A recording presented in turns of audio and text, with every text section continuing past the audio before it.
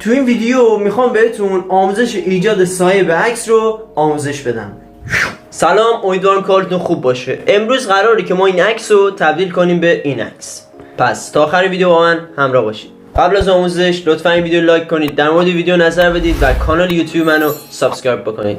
بریم برای آموزش.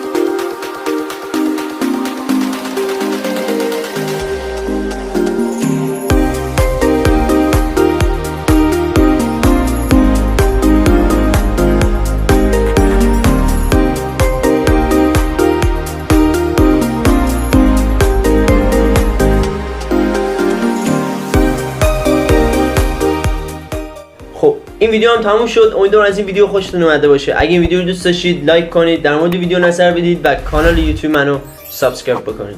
تا ویدیو بعد، خداحافظ.